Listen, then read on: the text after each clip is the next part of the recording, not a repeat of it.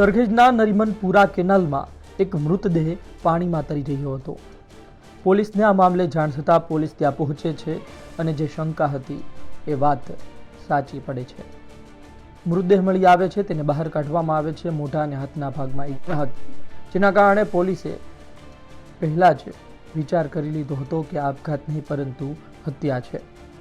પોલીસે મૃતકના પરિવારજનોને જાણ કરી મૃતદેહ પીએમ માટે ખસેડ્યો। પરિવારજનો પોલીસ સ્ટેશન પહોંચ્યા હતા। આ ઘટના અંગે વાત કરતા તેમણે કહ્યું કે મૃતક થોડા સમય પહેલા તેના પ્રેમી અજય ઠાકોર સાથે રહેતી અને પરિવાર આ પ્રેમ સંબંધને લઈ રાજી નહોતો। મૃતક થોડા સમય પહેલા તેના પ્રેમી અજય ઠાકોર સાથે રહેતી હતી। પરિવાર આ પ્રેમ સંબંધને લઈ રાજી ન હોવાથી અલગ અલગ જગ્યાએ તેઓ રહેતા હતા। સગીરા પણ કોઈને કહ્યા વિના પ્રેમી જોડે પહોંચી ગઈ હતી। નરીમનપુરાની કેનાલ છે, આમાંથી એક ડેડ બોડી મળી આવી હતી। સરખેજ પોલીસે એની પહેલાં એની જે મરણ જણાની ડેડ બોડીમાંથી એક પોકેટ મળેલું, એની અંદરથી ચીઠીની ઉપરથી એમને એક વ્યક્તિનો નંબર મળ્યો। એના આધારે એક વ્યક્તિની ઓળખ કરી અને એમાં જે ઓળખ કરનાર હતી એ મરણ જનારની મા હતી। મરણ જનારની માએ જે ફરિયાદ આપી છે એ મુજબ એમની દીકરી છે જે 15 વર્ષ 8 માસની હતી અને જે 2-1 મહિનાથી એના પ્રેમી જે અજય ઠાકોર છે એની સાથે ભાગી ગયો હોવાની એમને શંકા હતી।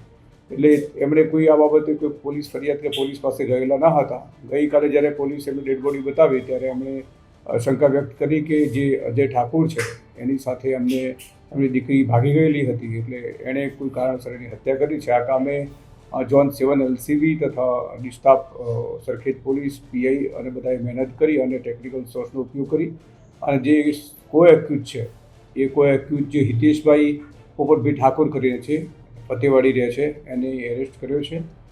એ જે એનો રોલ એવો છે કે જ્યારે આ બનાવ બન્યો એ વખતે જે આરોપી છે રિક્ષા ચલાવે છે, તો રિક્ષા લઈને એ જતો હતો એ વખતે જે સહ આરોપી છે અને મિત્ર છે તેને બેસાડ્યો અને જે બનાવ બન્યો એ કેનાલની સાઈડમાં લઈ ગયા અને ત્યાં બંને વચ્ચે બોલાચાલી થતાં જે અજય છે એણે હિતેશને કીધું તું એના હાથ પકડી રાખ, બહુ બોલ કરે છે તો એટલે એણે હાથ પકડી રાખ એટલે એને પોતાની પાસેથી છરી કાઢીને ગળાના ભાગે એને છરીનો ઘા કરતા જે કો એક્યુઝ છે એણે કહેવું એવું છે કે ત્યાંથી ભાગી ગયો। ત્યાર પછી જે મેઇન આરોપી છે અજય ઠાકોર એણે આને બોથડ પદાર્થથી માર માર્યો અને ત્યાંથી ઘસડીને એને કેનાલમાં નાખી દેવાની હકીકત છે।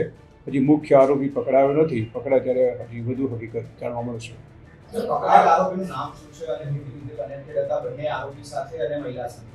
હા, મેં આપને જણાવ્યું પ્રમાણે જે પકડાયા આરોપીનું નામ છે હિતેશ પોપટભાઈ ઠાકોર છે।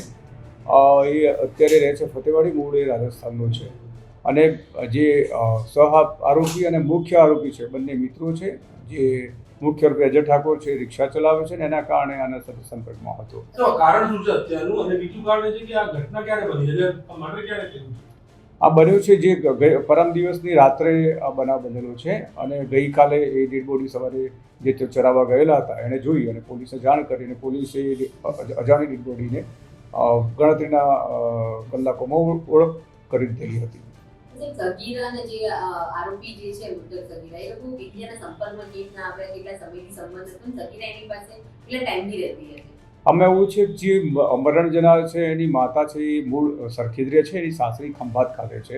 પહેલાં જ્યારે બનાવ બન્યો અને આ દીકરી જ્યારે એને ખબર પડી કે અજય ઠાકોર સાથે એને પ્રેમ સંબંધ છે એટલે એ અહીંથી એની જે સાસરી ખંભાત ખાતે ગયેલા હતા અને ત્યાંથી જે દીકરી છે 2-1 માસ પહેલાં ઘરેથી નીકળી ગયેલી હતી એટલે માતાને શંકા હતી કે અજય ઠાકોર હશે, પછી અજય ઠાકોર પાસે જ હશે, તેથી માતા છે ત્યાંથી એના જે મૂળ વતન સરખેજ છે ત્યાં આવીને એ રહેતી હતી અને એ દરમિયાન આ બનાવ બન્યો અને એને ખબર પડી છે। કારણ શું પકડાયેલા આરોપી શું કહે છે, શું ઝઘડો થયો તે લોકો ત્યાં કે આવો બનાવ બની ગયો? આ પકડાયેલ આરોપી છે એને વધારે ખબર નથી કયા કારણસર બંને બોલાચાલી કરતા હતા, પણ એક એવું છે કે બંને સાથે એકાએક બોલાચાલી કરતા હતા અને એગ્રેસિવ થઈ ગયા એટલે એને કીધું તું હાથ પકડજે, બહુ બોલે છે તો એટલે એને હાથ પકડાય દરમિયાન એને છરી કાઢીને ગળાના ભાગે એને ઘા કર્યો। ત્યાર પછી પેલો ભાગી ગયો અને પછી એને બોથડ પદાર્થથી માથાના ભાગે ગંભીર ઇજાઓ કરતા મોત થયેલું છે।